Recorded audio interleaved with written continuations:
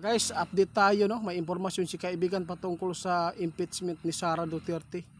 Talagang mas maganda pa tapusin na lang impeachment dahil hindi talaga yan, no, matatablan.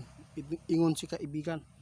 May mga impormasyon po nakalap si kaibigan dahil sa dami pong mga comment at message sa aming Facebook na itanong nila kung mai-impeach po ba, kaya bigyan natin po ng pagpapaabot at paglilinaw po sa inyo dahil napakarami talaga ang gustong, no, na magiging presidente ang ating vice president. Kaibigan, po kumusta po? Ano po ba ang nakikita po ninyo dito? Bakit po ninyo nasabi na walang kwenta po ang impeachment dahil hindi po talaga yan matatablan at hindi talaga yan maano, di ba? Oh, kahit hindi man natatablan yan, pero hahanapan pa rin daw ng gusot yan, mga idol. Kaya tandaan natin, hindi talaga mananaig po, mga idol, ang mga tao na may mga balak na hindi maganda. Kasi ang iba nakapag-judge no, mga idol. Talagang mayroon talagang mga tao na malasakit pa sa bayan natin, bansa. So, sabi ng ating kaibigan, kahit ano pang gagawin, gastos lang po ang pinapairal nyo dyan sa impeachment. Sana tapusin na lang yan. Dahil hindi po talaga yan mai-impeach si Sara.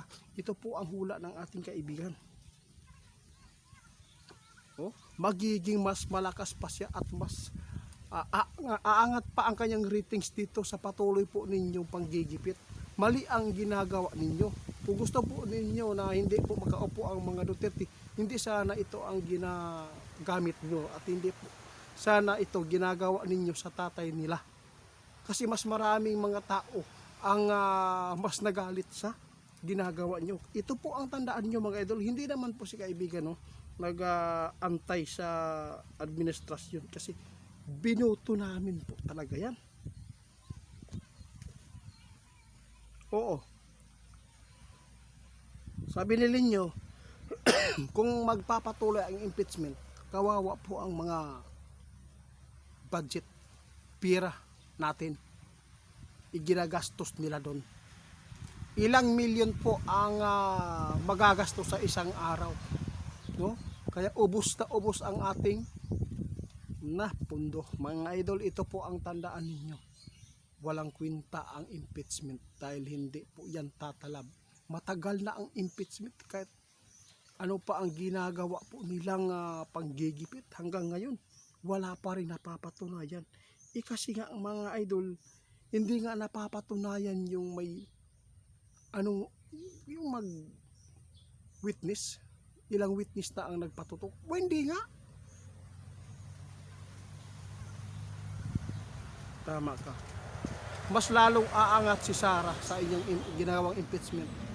At hindi na po talaga mapipigilan pa talaga sa susunod na taon. Dahil si Sara Duterte talaga ang mamumuno sa susunod. Kahit maraming nagpaabot ng mga nagpredict patungkol sa kay Sara, na si Sara daw ay hindi daw mananalo kasi si Lourdes daw. Sino po si Lourdes, mga idol? Kilala po ba ninyo yan? Paano po mananalo kung hindi po natin ang kilala?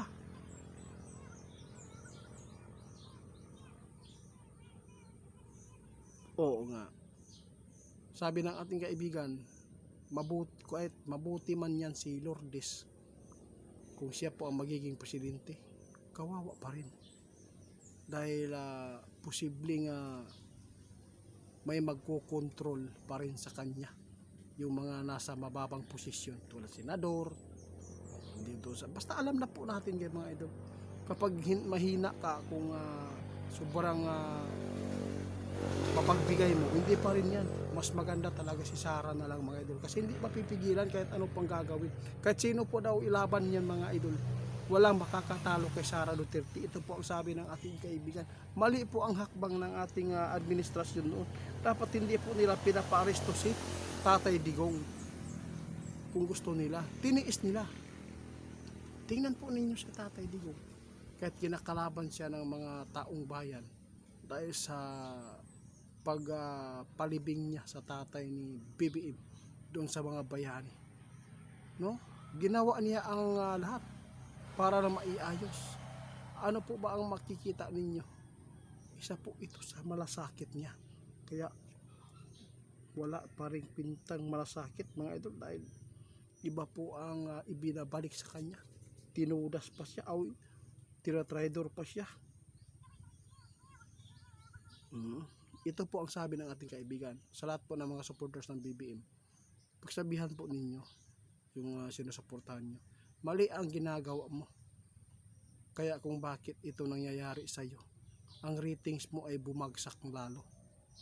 Ang isa, si Sara Duterte, kahit ano pang paninira, mas lalo pang umangat.